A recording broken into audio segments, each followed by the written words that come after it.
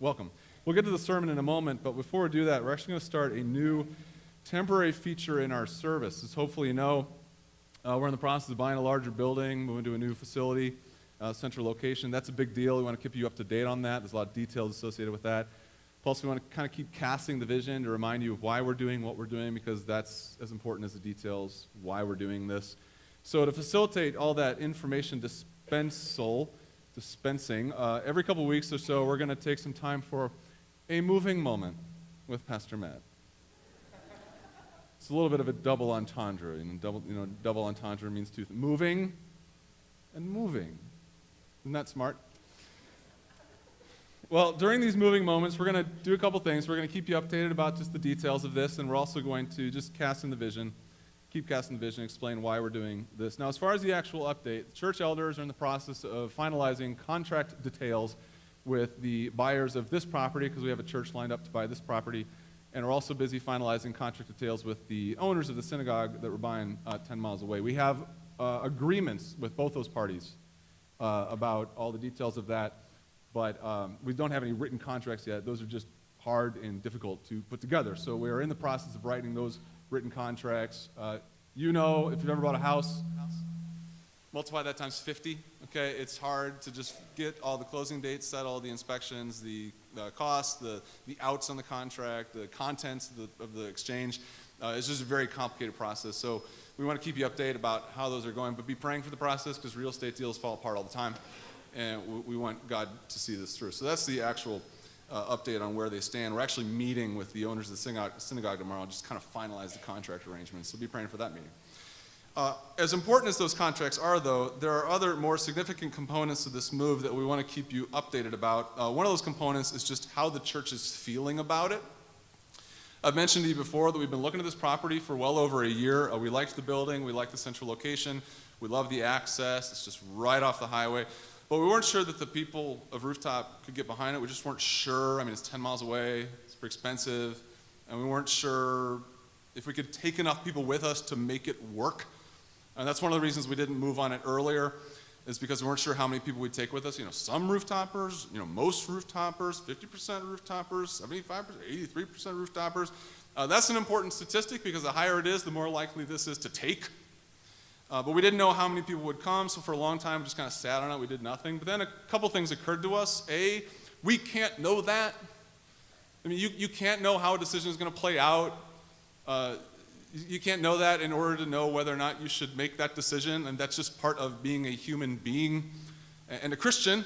You can't know how things are going to happen to make it easier to know if you should do that to make it happen. That's just, it doesn't work like that. It's a matter of being a person, and a person of faith especially. But the other thing we realize is that we can actually affect that number. We can affect that percentage. The percentage of people who come with us is not like etched in stone in the future somewhere. Like 72% of rooftoppers will make the move with Rooftop. That's not like written in the future. We can actually affect how many people come with us. If we do this well, if we're clear, if we're unified, if we're informative, if we're excited, we increase the number of people that will make the move with us, and we increase the chances of success. If we're non-committal, though, and if we're conflicted, if we're divisive, and if we're not communicative, then no one's going to want to do that with us. So we decided, let's just jump all in, and let's just explain to people all the reasons why they might want to make this move with us, because we think that it could be a good thing for them. But we've also been just trying to keep our hand on the pulse of the church to see if it's working. Like I said, if people aren't going to make the move, we want to know that so that we can bail quickly. Abort, it's not going to work. So we've been having lots of conversations with lots of people about the move, and we've just been asking them what they think. Are they coming? Do you have questions? You're not coming? You're not sure?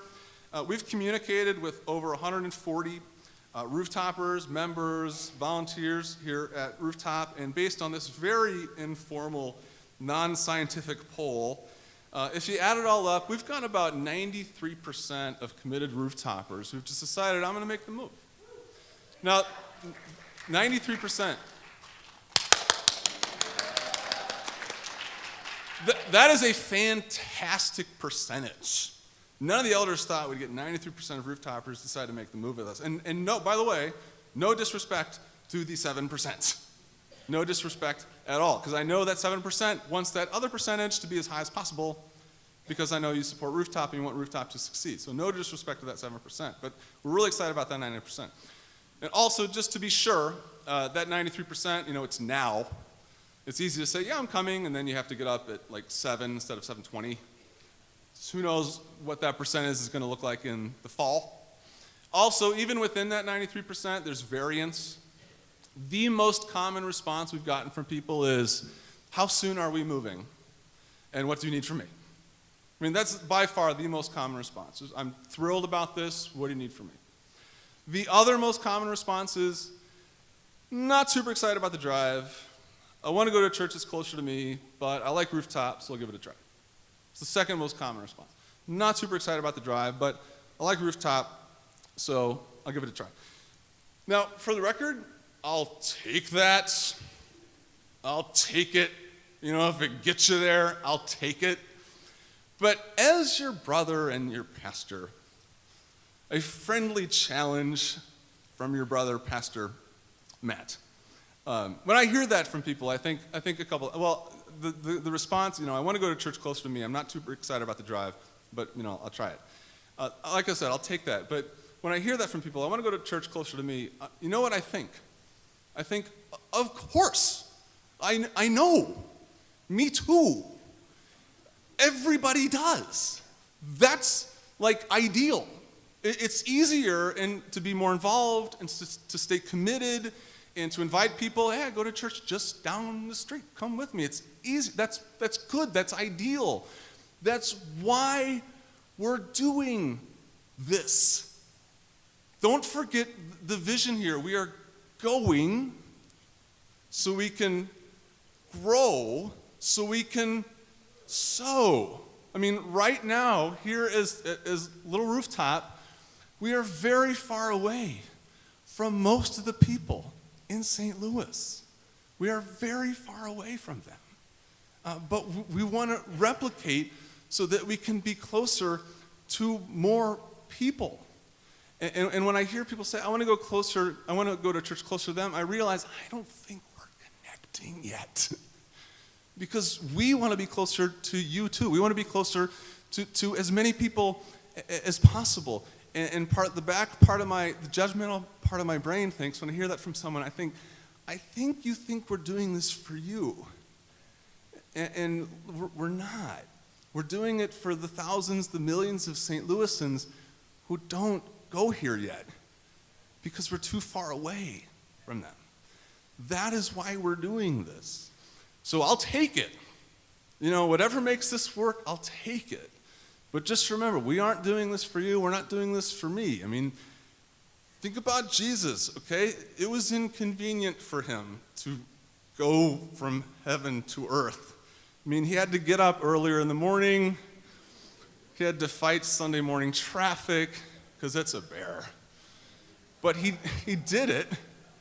He did it because he wanted to be closer to more people so that he could start more churches that were closer to more people, because that's just better for everybody. He did it because he loves us, and we love St. Louis.